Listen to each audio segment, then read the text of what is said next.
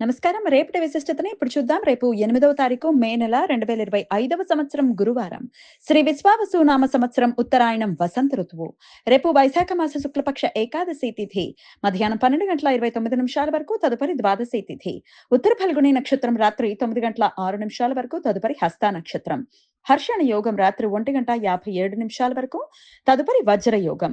భద్ర అంటే విష్టికరణం మధ్యాహ్నం 12:29 వరకు, భవకరణం రాత్రి 1:41 వరకు ఉంటాయి. సూర్యుడు మేషరాశి భరణి నక్షత్రం 4వ పాదంలో సంచరిస్తున్నాడు. చంద్రుడు కన్యా రాశిలో సంచరిస్తాడు. నక్షత్ర వర్జ్యం లేదు. అమృతకాలం మధ్యాహ్నం 1:03 నుండి 2:51 వరకు. హైదరాబాద్ ప్రాంతం వారికి రేపు సూర్యోదయం ఉదయం 5:47 సూర్యాస్తమయం సాయంత్రం 6:39 చంద్రోదయం మధ్యాహ్నం 3:16 చంద్రాస్తమయం రాత్రి 3:29 అభిజిత్ ముహూర్తం పగలు 11:47 నుండి మధ్యాహ్నం 12:38 వరకు. దుర్ముహూర్తం ఉదయం 10:04 నుండి 10:16 వరకు, మరలా మధ్యాహ్నం 3:13 నుండి సాయంత్రం 4:04 వరకు. రాహుకాలం మధ్యాహ్నం 1:49 నుండి 3:26 వరకు. గుణిక కాలం ఉదయం 9 గంటల నుండి 10:36 వరకు. యమగండం సాయంత్రం 5:47 నుండి 7:23 వరకు. రేపు మోహిని ఏకాదశి. భక్తులు రేపు ఉపవాసం ఉండి విష్ణుమూర్తికి పూజలు చేస్తారు.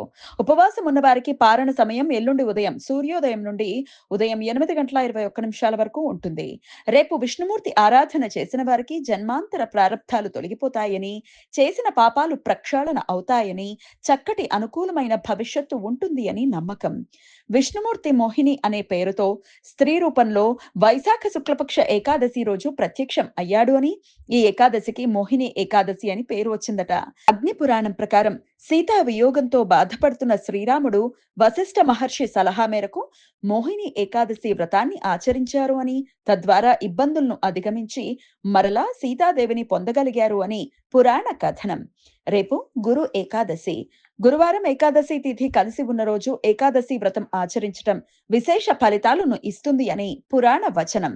రేపు అన్నవరం శ్రీ సత్యనారాయణ స్వామి వారి కళ్యాణోత్సవం. మాస శూన్య తిథి రేపు రాత్రి 9:06 నుండి ఎల్లుండి రాత్రి 12:09 వరకు ఉంటుంది.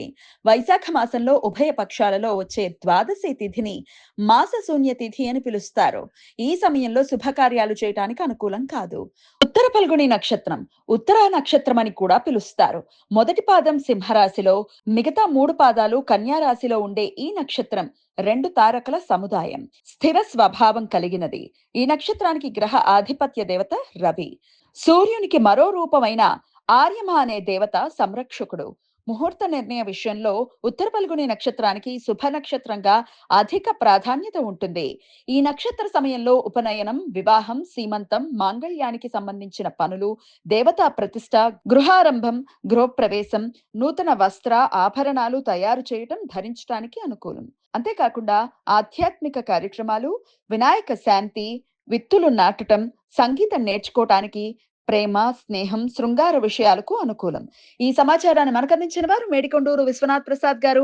ఆయనకు కృతజ్ఞతలు తెలియజేస్తూ నారాయణ స్మరణతో సమస్త సన్మంగళాని భవంతు. నమస్కారం.